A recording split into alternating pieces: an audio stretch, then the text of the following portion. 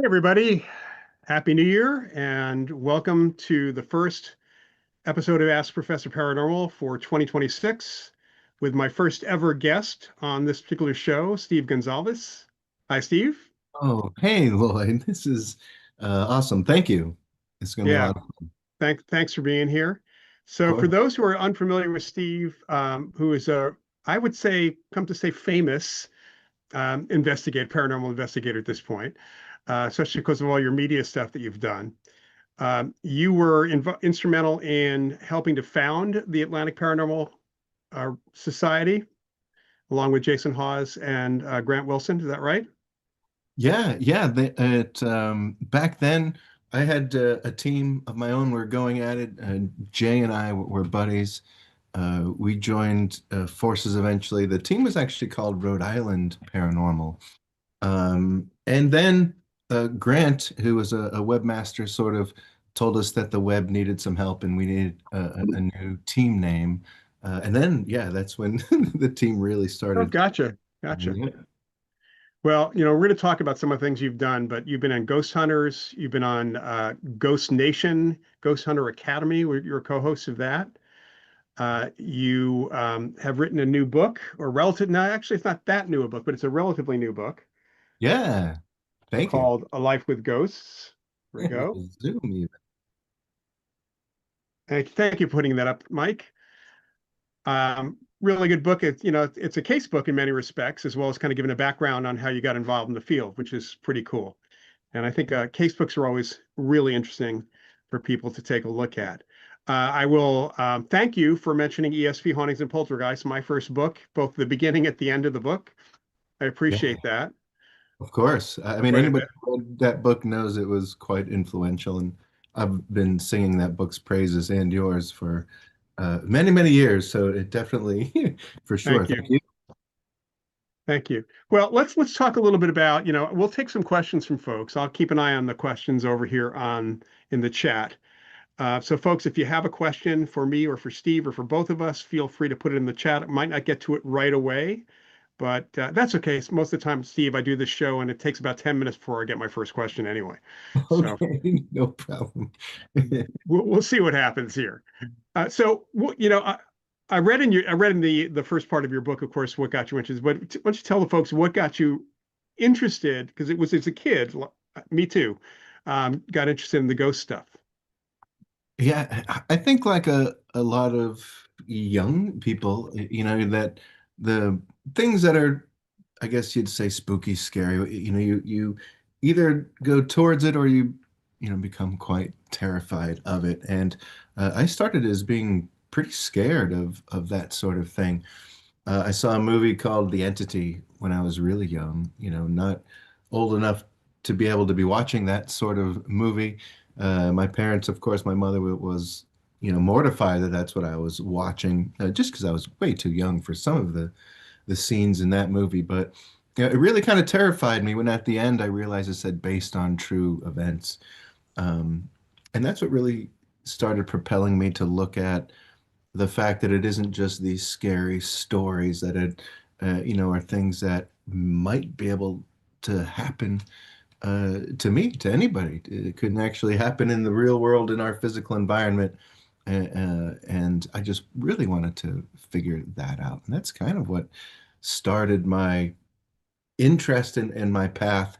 Uh, some folks think it's weird you'd be reading into that stuff at 6 or 7 years old, but I think most of us who exactly, yeah, so most of us who find it a way to make it our lives Mhm. have been reading about it and soaking it all in since we were kids. Yeah, I mean, I was watching monster movies. I'm a little bit older than you, but I was in the early 60s, in the late 50s. I was watching monster movies on TV that were rerun from the 40s, 50s, and early 60s. And while my brothers were terrified, and I suspect sometimes my dad was, uh, I thought, I mean, to me, they were all fun and done in fun.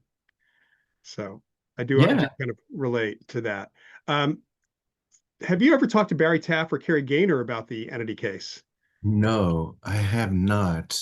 Unfortunately, I've talked to Barbara Hershey about it. Okay. But unfortunately, that just led to stories that are fun and not necessarily and right. taking in the way that I'd like to. I would have you. Do you know, Doctor? I know both of them. Yeah, I know both of them very well. And Barry, I talk to every so often. The thing is that, before I even met Barry or Kerry, when I was working at the American Society for Psychical Research in the early 80s, I spent a couple hours on the phone with Frank DiFilippo before the movie even came out. He's the guy who wrote the book, the novel, The Entity. And it's interesting, it's fictionalized for the movie, but actually the novel was fictionalized heavily. And the thing that when I saw that movie, working in the field, there was some stuff. The sex bit was heavily emphasized in the book, which became part of the movie, but that wasn't really the case extensively. And if you recall in that movie, there was that end point. I don't know what you thought about it at the time, but where they tried to freeze the entity in that mock-up of the house in the gym at the Yeah. university.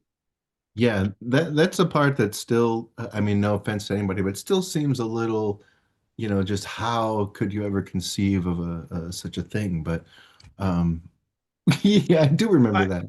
I can tell you that what DiFelita told me was that this was an idea that was tossed around in the fictionalization of the book. Like, how could they catch a ghost kind of thing? It was before Ghostbusters, of course.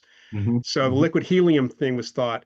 But I also, even at the time, my dad was a sports producer. So the idea of any parapsychologist taking over a gymnasium or a sports facility at any major university to freeze something was it would have gotten the alumni up in arms. Let's put it that way. It would never would, So, and it obviously never happened. So yeah, yeah, is there? to me it was the most. It was strangely that's the most unbelievable thing to me in the movie. Yeah, I would agree with that. Yeah, definitely. The part that always got me was the lightning at the table. That part. Right. I want, do you know how many similarities there would be to the origin, like the actual case to, say, the movie or the book? Any linear strings or just all fantasy? She was physically affected. Hmm. Yeah, not from a sexual perspective so much. A lot of physical activity that happened. They did. They had. There was one night they were over there. And there's even a famous a Polaroid that Barry or Carey got that's been published, where they were getting all sorts of plasma light effects, basically ball lightning that was happening. Okay, And that was witnessed by a group of by a lot of people. It was not just a photograph of something they didn't see. They could all see what was going on, and they were taking pictures of it as well. Unfortunately, the skeptics have said, well, that's clearly a strap, a camera strap, or which makes no sense given the type of camera it was, plus the fact that there were witnesses who saw it actually happening. And that sure. is something that we don't see that often in cases, but it is something that happens. Yeah. So over time, plasma lights or maybe some, small scale uh, ball lightning ends up being lightning bolts coming out of thin air and paralyzing Yeah, people. it can certainly happen. Certainly. Yeah, that's right. Yeah.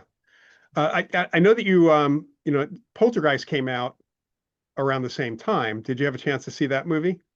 Yeah, yeah. Oh, of course. Poltergeist is one I still watch in quite a bit of rotation. It's just a good movie. And at this point it is just, part nostalgia, part just fun, Hmm. storytelling. Yeah, I love, I do. Yeah, I like that movie a lot. I think it's a pretty accurate depiction of investigators. Yeah, You I would know, say so. Yeah. right. They have a bit of a data collection point where they're all sort of feeding from. They have their cameras set up when something happens. They're looking at it in reverence. They're not sort of screaming and going crazy. And the scale of it, everybody wants to think a haunting is going to be slamming doors and things moving and levitations. I'm not saying that stuff can't happen, but in Poltergeist, one scene I do love is we're like, yeah, we caught a toy on camera moving, 7 inches over the course of like 10 hours.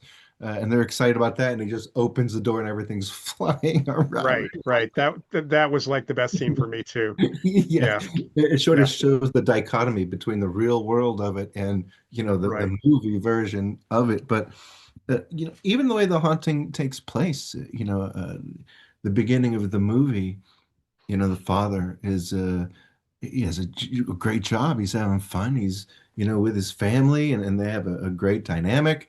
A little further in, he hasn't shaved. He's at odds with his family. And then if you go towards the end of the movie, he's wearing the same robe. He's in a fight with his family. The daughter has moved out. A little more how a haunting, I think, affects a family as Yeah. opposed to, come in our house. It's haunted with these big smiles. Sometimes it really, kind of pulls a family apart. Well, there's trauma and there's kind of almost a form of PTSD that happens in these cases from the experiences people are having. That's a good point. Yeah, definitely. Yep.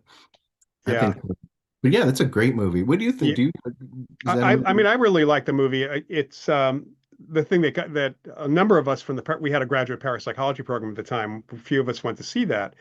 And the only thing we were very, very jealous of the Spielberg budget for equipment. Yeah. Um, So, so that's and it was to me, it was in some respects people call it a horror film, but I see it more as a science fiction film than as a horror film based on what was actually going on. I'd agree And with that.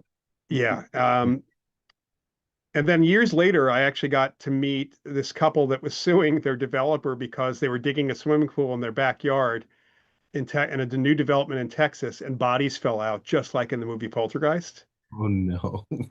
And unlike what happened in the movie, they got neighbors together. They paid for these are all people. Again, developer had simply not moved a potter's field. They had not moved all the tombstones, but not the bodies, the corpses. So they got together and got them all researched and reburied.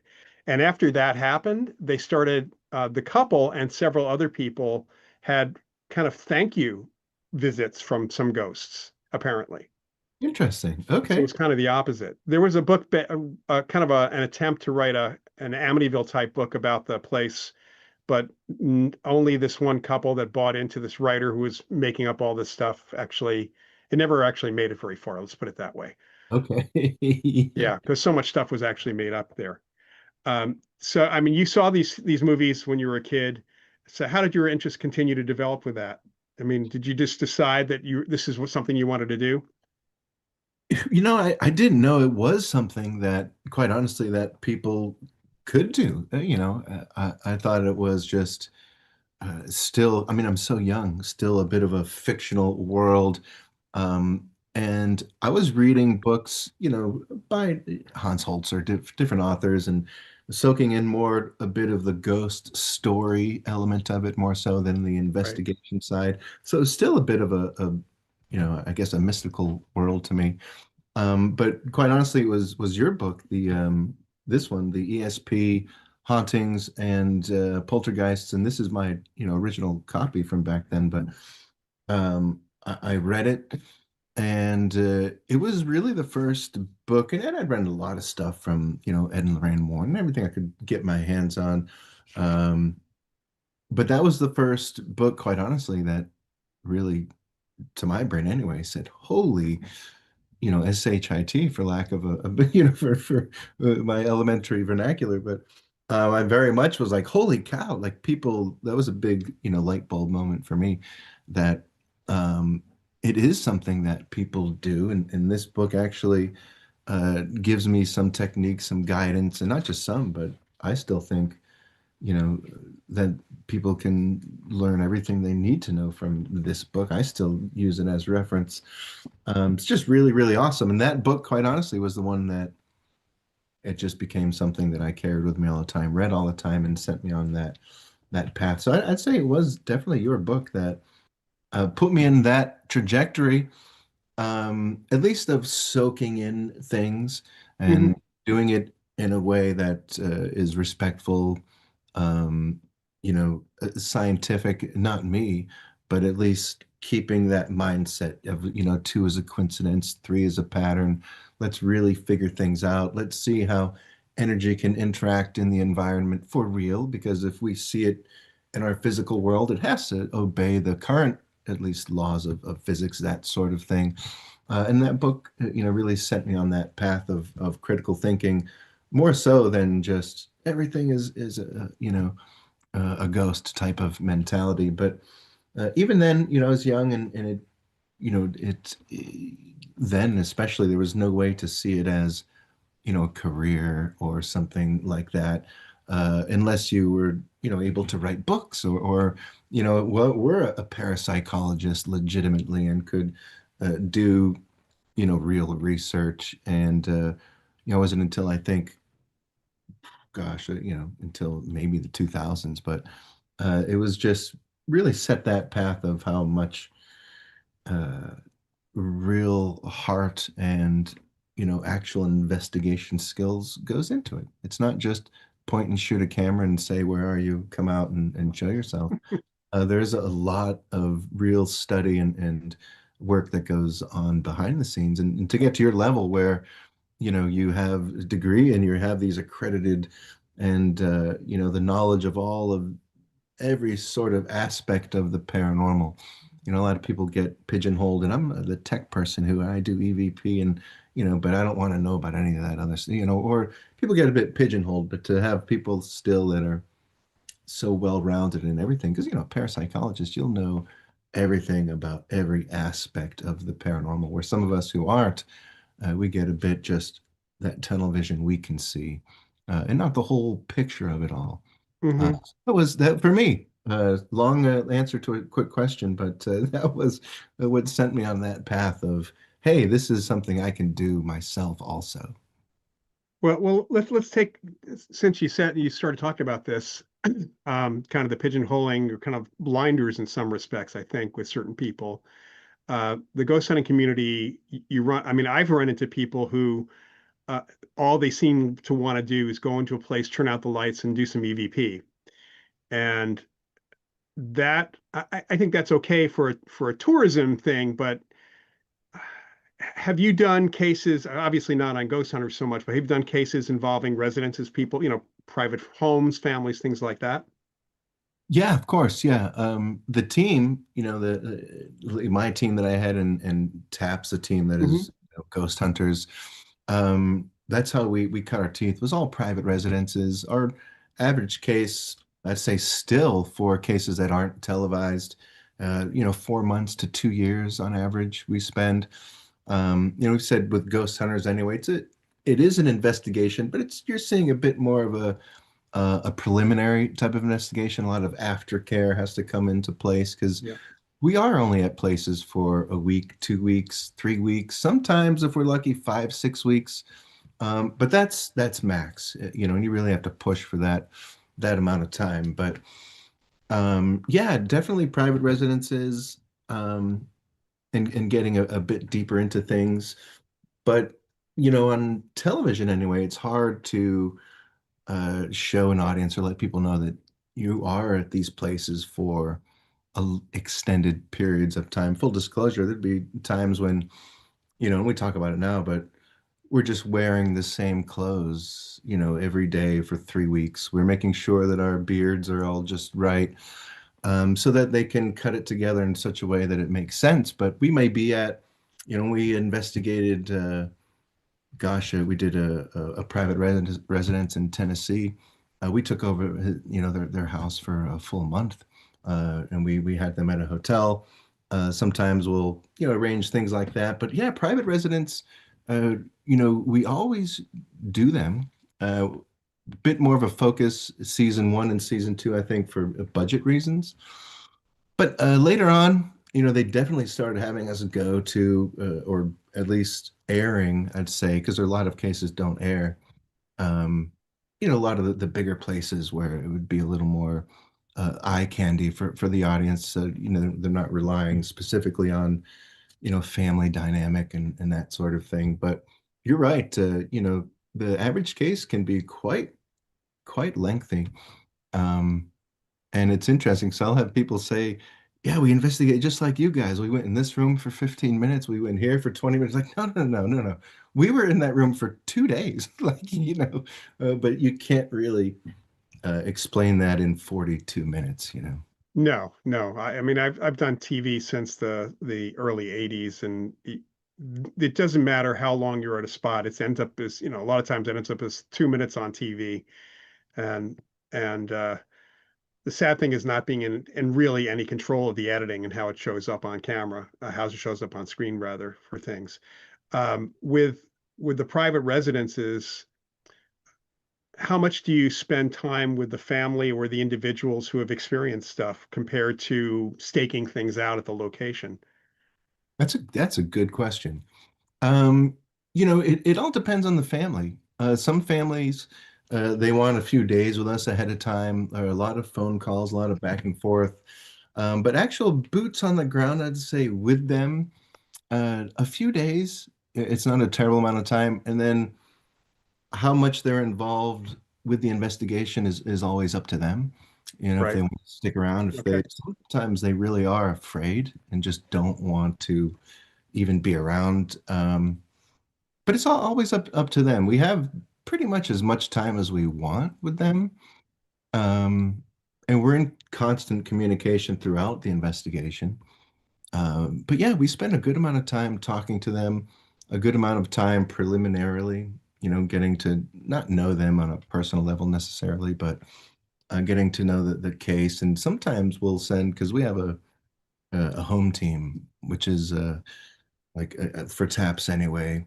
Mhm. And if it's in New England, we may have some investigators on our home team go for a couple weeks or so and see how things are. But we try to, yeah, get a good bit of info from the families. And how has your group handled kind of the resolution of things for people? I mean, do you just assess the situation, provide them things, or do you provide them with solutions to the situation? Yeah, we try definitely to provide solutions, without being over, I guess, promising. We never Yeah. tell anybody that we can, get rid of whatever is there, or while we're there, we try to let them know we're not going to do anything to agitate, if that's even a possibility. I think it is personally that if you are there trying to stir things up and trying to agitate intelligent spirits, spirit for just an umbrella term, you will, get some effects and maybe negatively influence what is there. If it's, a more of I think a scientific based haunting, where the more I talk to physicists, the more they tell me that it is possible that moments in time can be trapped in large mineral deposits and perhaps released. If it's more of that type of haunting, what we do in the physical world may not affect it as much and may not negatively impact what it's doing. Um, but we always try to get a good, grasp on what's happening there, and that includes, I guess what we'd call aftercare. Letting Hmm. know, and we will suggest things, but never, push things. If a family really wants to have, their home blessed, that sort of thing, we'll arrange that for them, even though it may not be what we think the house needs, or it could be vice versa. Maybe we think it could use a blessing or something, but the family's not into it. That's, it's always up to them. But for resolution, trying to systematically take their home back in certain ways for certain types of hauntings, learning to live with it. Education, I think, goes a long way. And sometimes when people realize exactly what they may or may not be dealing with, they're much, at ease living with it or in an environment with it. Um, we do try to see if we can, of course, it's always up to the client, pinpoint a certain time or era where something happened to the location. They acquired certain items. We've with families have gotten, rental storage units and systematically removed items from the house and seen if things sort of stop. Of course, it's not like we take all that stuff and sell it on eBay, but we all have that and they know exactly what and it all gets returned. But different things you can, Right. do Right. to see where it could come from. But for the most part, what our clients want is what we sort of do for them.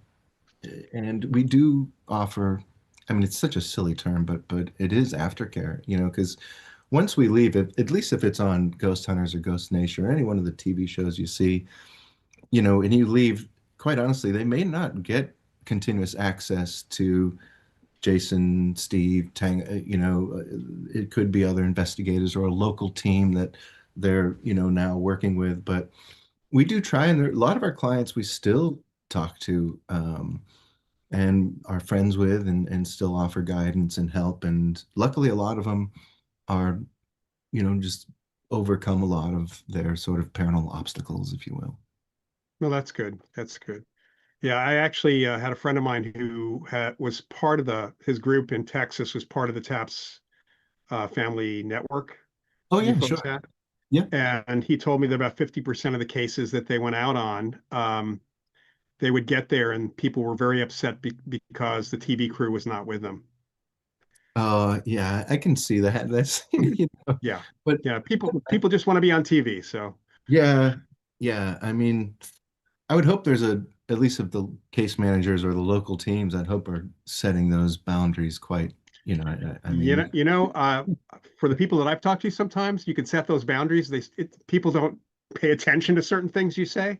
yeah, So, yeah, folks I've trained, my students who've kind of gone through things, and certainly since the very beginning, have made sure that we've stated very emphatically, nobody can guarantee getting rid of this stuff, but we have some techniques that might work. But no one can guarantee. I mean, there's no guarantees in this stuff. We just don't have enough knowledge of what the phenomena actually physically works in the world and how it works with us psychically in some respects.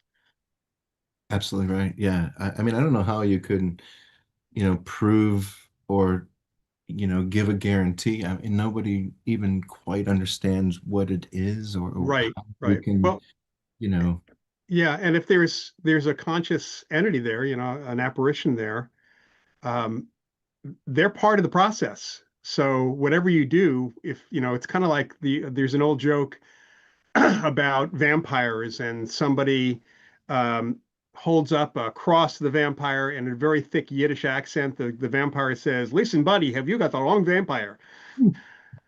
Because he was Jewish, so the cross didn't work. yeah, So it's just a matter of finding the right thing that's going to work for the right situation in some respects for that. absolutely. And, sometimes this is a silly thing to say, but as the people who are living in here in this, it sometimes you may have to just look around and say, if it's a human spirit you're dealing with, maybe they still belong here. Maybe this was their house first, like sure, you don't want to live in a home of fear, but I mean, gosh, who's to say? Who's to say who's, Right. yeah, That's why some of the psychics and mediums I've worked with end up being diplomats more than anything else, negotiators in certain oh, circumstances. what a cool way yeah, that's a very interesting way to phrase or at least frame the psychic gift that more like negotiators from the living and the dead than yeah, that's fun. Yeah, yeah, it works pretty well. Works pretty well. Let's turn to Ghost Hunters and how I know that the Taps was approached. Is that right by Pilgrim Productions originally? Yeah, yeah. We had I mean we would always have done like lectures and different speaking engagements at Penn State and even at Ryan. I had done some there and some different and but never, enough, I'd say, to have TV folks sort of knocking at your door. But we disproved a haunting, and a newspaper. I think I get the stories crossed a little bit. It's either Jodi Picoult or the New York Times article. One of the two made it out onto the what they call the wire, right? Where Hmm. when all these newspapers and all that. And yeah, we started getting approached by a lot of different companies, networks, and production companies, mostly saying like, "Wow, we didn't even know people did this. Like, this is real. Um, we should make it a TV show." And quite honestly, Jay, Grant, me, and a few of the other members, we weren't too excited about the idea of television. We said no for about, I think, 3 years maybe. We just sort of, I was in police work and a jeweler. Jay and Grant were happily in their plumbing jobs. And plus we didn't think we could bring, back then you would know, like a lot of people didn't want anybody to know their house was haunted, or their Right, business. And right. so we just didn't think we could bring a camera crew to any of these locations. We're like, we can't bring, we have to hide in the back, and come in the back door when we go there because they don't want to, raise suspicion. How are we going to come in with cameras and stuff? And we just didn't know, we weren't in television, so we just didn't know what that was like. So we just said no for a while. But it was eventually Pilgrim Films, who with the one network they were talking to, which was Sci-Fi, agreed to make the show just about us and what we do.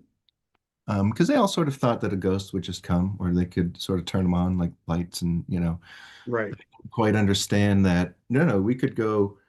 They just didn't understand that we could go. If it takes a year to film these 10 episodes, we may go that whole year and never find anything, especially Right. if we're only in these places for a week or so. But it was finally Pilgrim Films and Sci-Fi who both together saw that, yeah, okay, we get it. The show will be more about the investigation and you guys, and not so much about the ghosts. So then we uh, yeah, collectively decided to, all right, let's give it a shot and see. We didn't know what would happen or if, what the deal would be, but that's how it sort of came about. Yeah, that was now, maybe in 2000. So it's been quite some time. It gets a little Mhm. muddy up there, but uh, yeah, that's pretty much. And then the show actually aired in 2004, October 2004. Yeah, It started kind of a whole theme of paranormal. I mean, there's so many shows out there right now. It's kind of crazy. Can't even yeah, keep track of them anymore. yeah, you can't. It's, I mean, for a while you had our show and and I think maybe Most Haunted. Then a few years later, you had a few others, and then, maybe 5 years later, you had the Paranormal States and the Ghost Adventures and all these other Mhm. shows. And yeah, it's interesting to see how many have popped up. Yeah, it's hey, oof, yeah. So I mean, I have a question from my experience as well. In my experience doing television at haunted places, phenomena does often happen, but it happens behind the camera. So it's never captured by the camera. And of course, the normal crew doesn't ever want to be on TV. Has that been your experience? Sometimes, yeah. Yeah, there is yeah, that's funny you mentioned that. It's kind of like 50-50. A lot of the guys won't tell you about their experience until, the next day or the next town when you're on something and they're like, Hmm. because they didn't want, because they know that all of a sudden we'll start talking to them, the cameras will, but some of the guys and gals were open to it. They didn't have experiences all that often.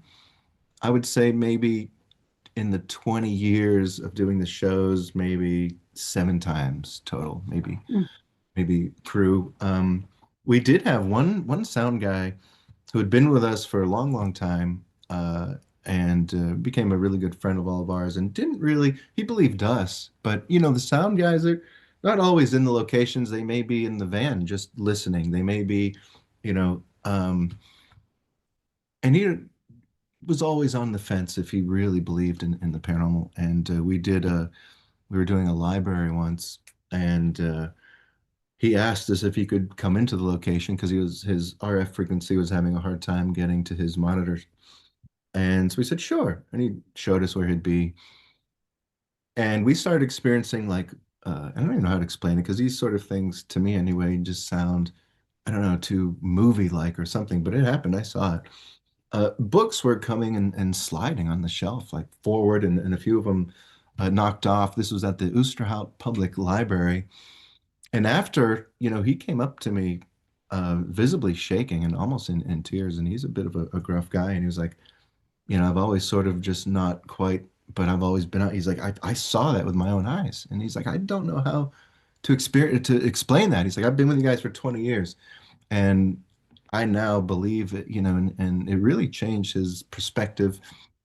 So it is cool when they do have an experience, but there's somebody who goes, 20 years with us and never had his own experience. And this one time he is in there with us, and he was visibly shaking, like tears coming down his face, saying, I saw that with my own eyes. I don't know how to explain this. What is going on? So you're right. It does happen. And when it does, it's kind of prolific for a lot of them.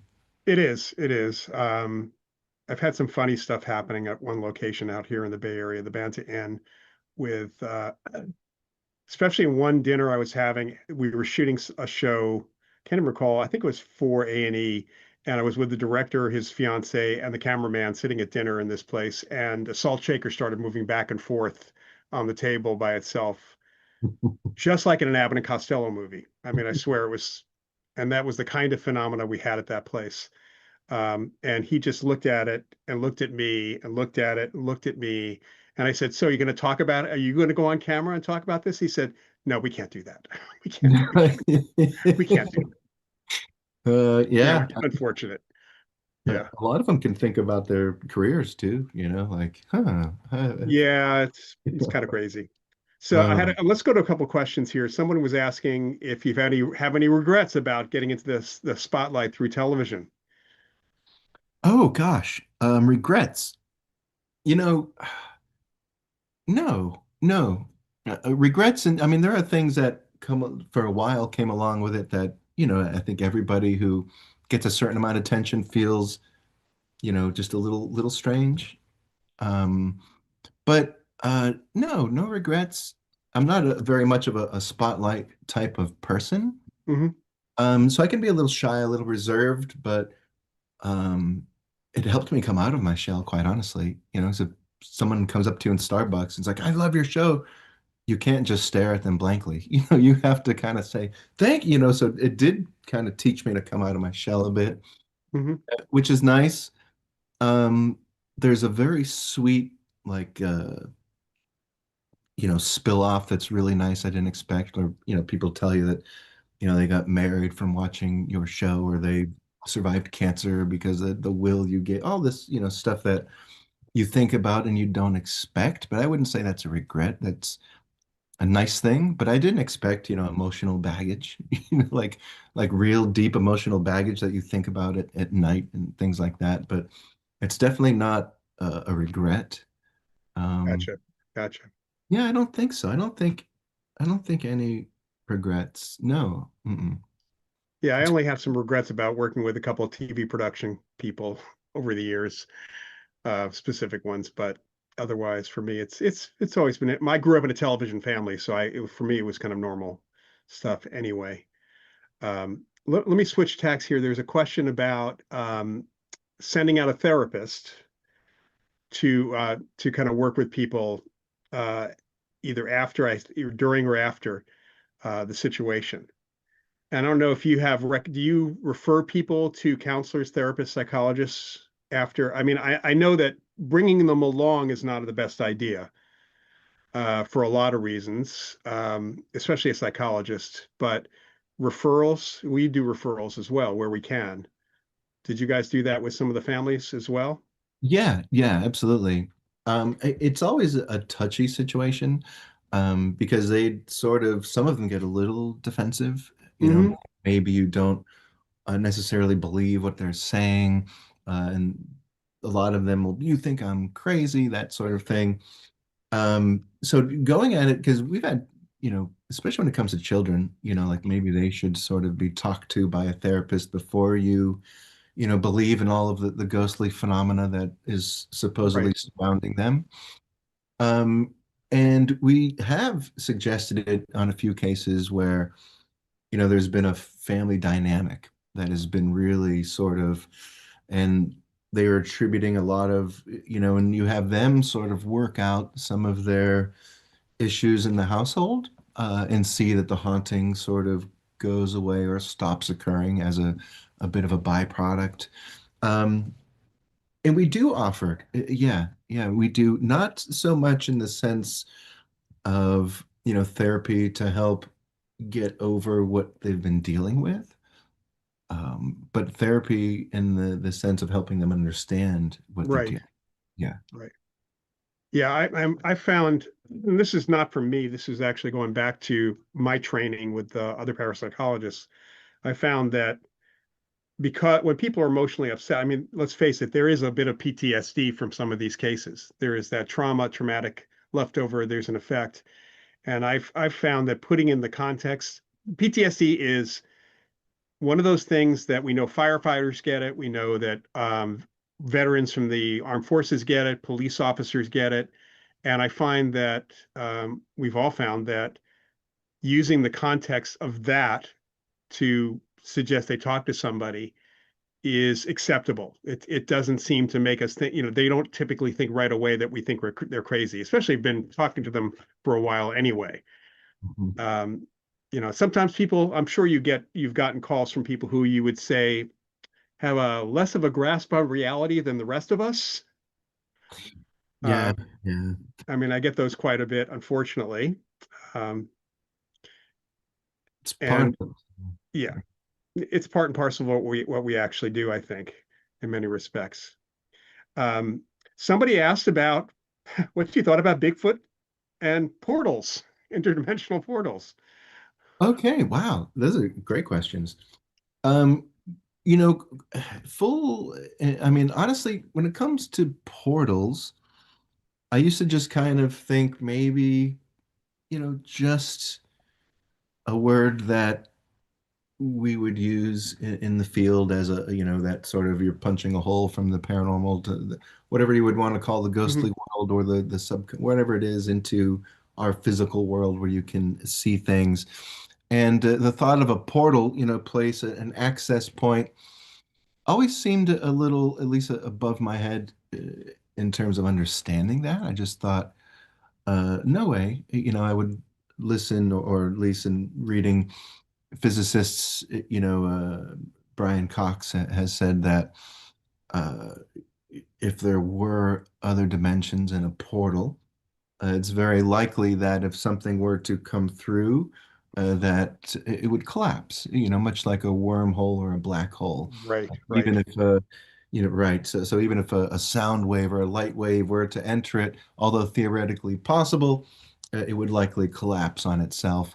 Does that mean it's definitively true? I'm not sure. Maybe there is some way that something can pop through there, but it's interesting that yeah, I put together a series of documentaries, and in those uh, in, not well, yeah, interviewed a lot of physicists, and both off camera, on camera, and on the phone, and they all, none of them believed in ghosts, right? None of them. The ones that talked to me on camera, I left it in the documentary where, do you believe in ghosts? What do you? I'm a scientist. I don't believe in ghosts, and they very much are in that. But most of them, if not all of them, believe in other dimensions, and that in these other dimensions there could be uh, different light waves and sound waves and different things happening. Do they have intelligence? I don't think they're, ready to say yes or no to that. But I find it interesting that none of them believe in ghosts necessarily, in the sense that I think you would and I would. But they all believe in other dimensions and the possibility of interdimensional travel. But again, that question if the modern physics hold true, could you actually enter and go through? right. It's very speculative too, and I've actually talked to some physicists who believe in consciousness after death, which they don't necessarily equate with ghosts, but that's kind of they do believe in that. In fact, somebody was asking here if you believe in an afterlife, if you personally believe in an afterlife. Oh, I do. Yeah. Yep, I do. I personally do. I can't say can speculate what it looks like, Right. right, or what it is. Is it an afterlife where the conscious as we know and carries on? And I'm not sure. I think quite honestly, we may have, if you believe in what we do, if we believe in what we do, that there is some transcendence of your conscious, you know. So I do think so. Yeah, whether that goes to an afterlife or it's just here and maybe a continuation of life, Hmm. I think there is certainly something after this here. You know, this is sort of a suit that we need to live in this environment. You know, we need to synthesize oxygen. We need to, or carbon, you know, all that stuff. We need to do those things, and we need this to do that. But once we're no longer here and we don't need this, maybe that goes somewhere else. Are you familiar? Somebody was asking about this. Are you familiar with the work that the University of Virginia has been doing on this issue of the afterlife? No, I don't think so. Okay. Something that I can point you to later on, but Yeah, there's a please. yeah, the Division of Perceptual Studies has been doing an enormous amount of research in including apparitional stuff, as well as pretty much everything else. Their specialty has been children who remember previous lives, but they're doing work on near-death experiences, out-of-body experiences, apparitions, all of the stuff that kind of spills over to what we do with investigating things. And speaking of investigating, somebody was asking two questions. One was, what's your most recent investigation? And the other was, what's your favorite investigation from the ones you worked on TV on Ghost Hunters? Wow. Um, well, as far as the favorite ones on the TV shows like Ghost Hunters or Ghost Nation, whatever, they sort of, at least in my head, fit into a few different categories. You know, there are, I'd say, probably Waverly Hills in Louisville, Kentucky. Hmm. It's, you know, but that is because of the fun of being in that place and running around 6 stories. I don't mean running, but I mean just being able to be in this place for a month or a few weeks or however long, and you're just exploring and just to know the history that has happened there and to, believe how, that it is quite haunted and to have experiences all the time. It's, that kind of fun. So I'd say Waverly Hills for the, just having fun as an investigator. Um, there was a case where we um, really helped a family quite a bit, and really it was a veteran, and he wasn't living in his house with his family. And through our investigation and just working with him, and it took us about a year or so, but now, and this was on, I believe, season one of Ghost Nation. But now he lives in his house with his family. He used to live in a an RV just outside of the property. Wouldn't even stay in his own property. But now they all live in the house together, and he has a new sort of grasp on life. And that's one of my favorite cases because television. Although as an investigator, and most of the television investigators I know do have a real desire to actually help people and get them to where they are comfortable and where they can live in their own home or still do business and everything is, but it's not always the case on TV. Sometimes time doesn't permit it. Sometimes the investigation runs short and you still, you just never know. And so that is one case where we actually did help people and we still talk to them. And so I love that case. But all in all, for investigations, I'd have to say Waverly Hills in Louisville, Kentucky Okay. is really, really awesome. My last investigation was at a place called Southern Grace Distillery in South Carolina. So, in other words, a place with spirits otherwise. That's right. Yes. And I may have, partaken in both kinds of, and not at the same time, but Right, right. not to, no wonder he's seeing stuff over there. Yeah. Well, I mean, you have to be careful when you talk to the regulars about things in that way, in that respect. Yeah. So, somebody had asked if you ever noticed anything on video after, in post, after you were actually at the location in post production or otherwise, anything that seemed to be, let's say, out of the ordinary. Yeah, that's a good question. To say it hasn't happened, it definitely has happened, but it's not very often because for things to get to, I'd say what, at least I think what they're considering post-production is when It's at the, in the editing bays with the Right, right. producer and the editors, and they're going, the in the TV world, it's the camera operators, it's their job to document us, right? And it's our job to document the paranormal. So even if we say like, look over there, we're experiencing, it's not very likely that the camera operator is going to move from us and try to get that. He's going to just document us Hmm. and hopefully our cameras record it. So most of the footage that gets to, the production side of it, the post-production side of it, it wouldn't be stuff that necessarily has a lot of evidence in it. It would just be us, Um, and but our footage, we watch all of that second for second. We do personally. We don't let anybody else get to it. So that would already also be watched, before it goes to a post-production. So it's very rare that it Sure. does happen. I say when it does happen is a lot of times, say it happens in the moment, Jason or me or Tango or Sherry or whoever's with us, Amy, it doesn't matter. Um, we will make a timestamp note, or we'll make a note so that after we're done investigating, you never want to do it during the investigation because you never know what it could influence the haunting. You just want to stay in the moment.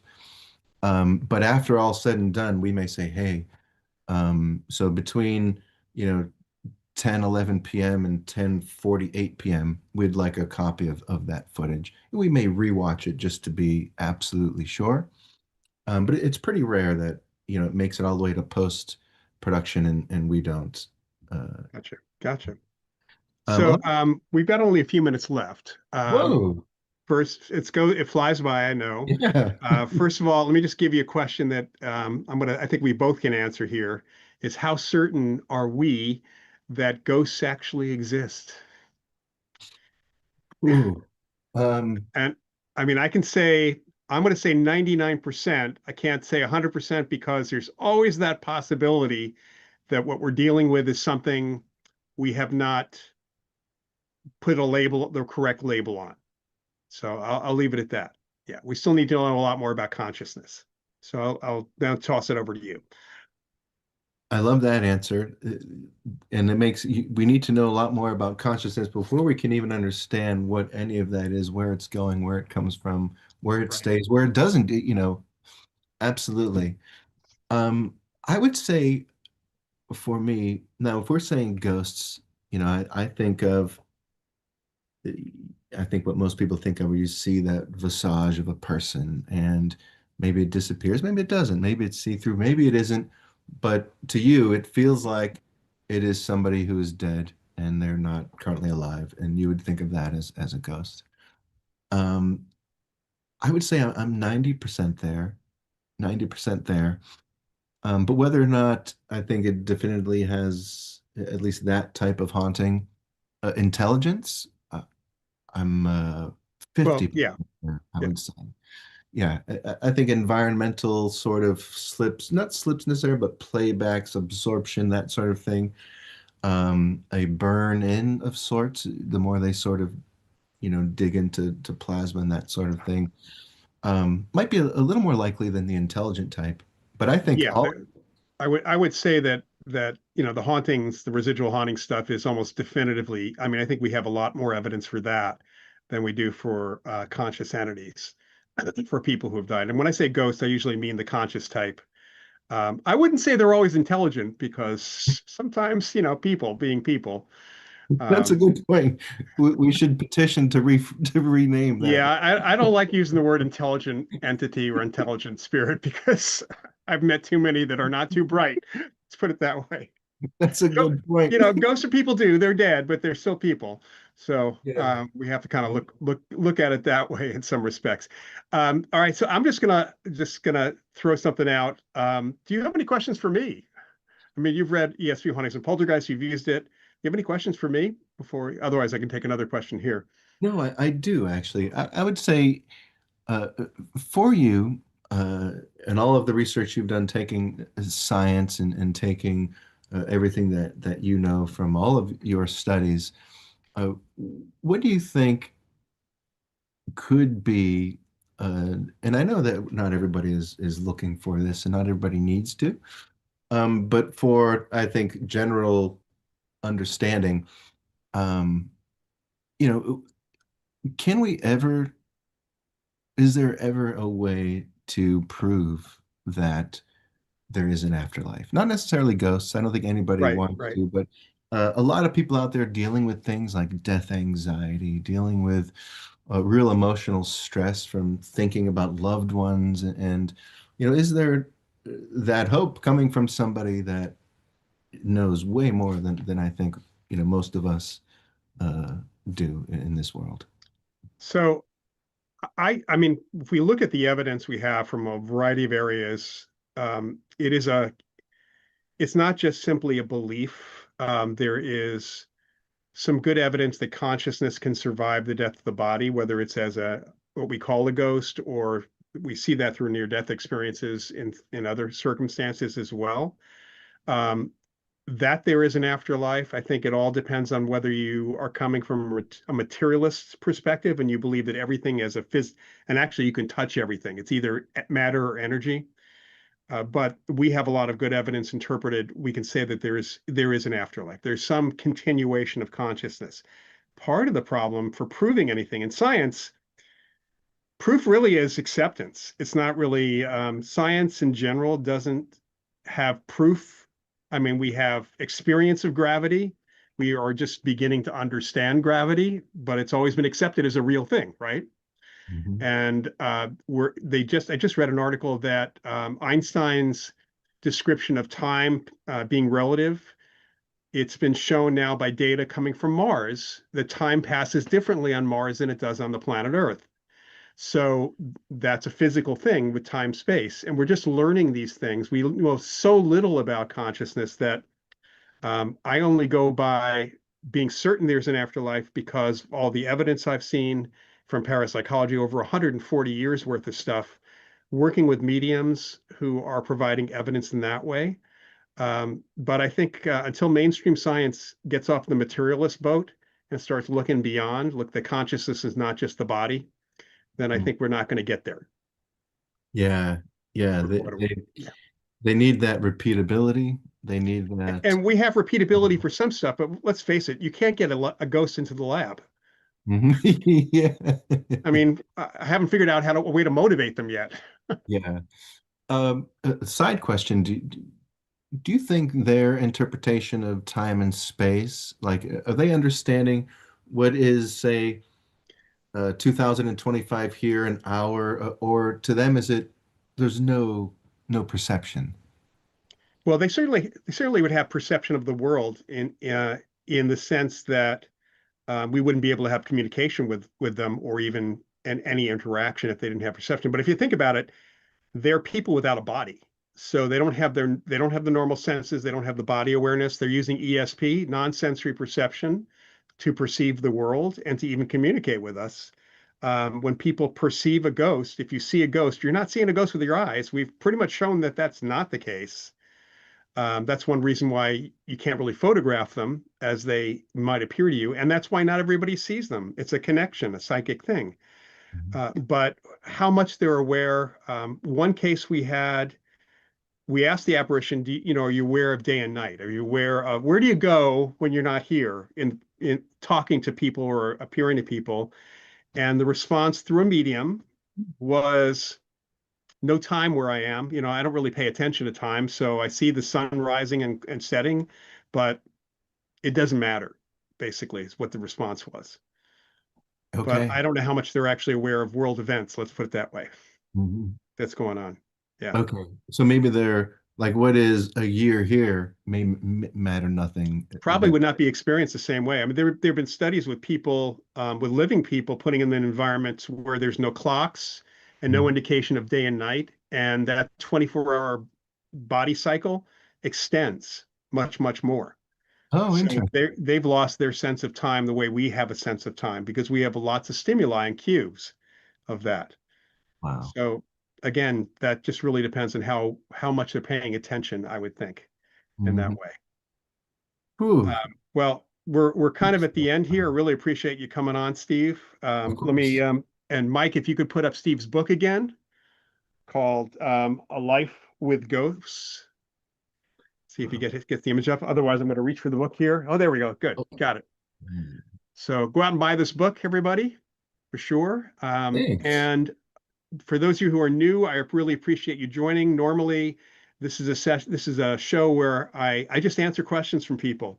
That's why it's called Ask Professor Paranormal. My next show is going to be on the 25th. And for those of you interested in learning more about investigations, I am teaching a field investigations class through the Rhine Education Center. That's the Rhine Research Center. And we have other courses as well. And it's just, I want to put up the link into the chat here. It's also on the channel description. And the courses start, all of our courses are starting the first week of February, except for a 4-week class I'm doing looking at technology and ghost hunting, which starts in March. So please take a look at those. Please join us again. Steve, again, thank you so much for spending the time and the time setting up this whole process as well. Of course. Thank you for having me. It's been a Yeah. lot of fun, and thank you for letting me pick your brain a little bit. That was Oh, really absolutely. Anytime. that Feel was free to, cool. to just be in touch and let me know if you got a question. Thank you. It was a lot of fun. Thank you, Lloyd. Thanks, everybody, for joining us. All right. Take care.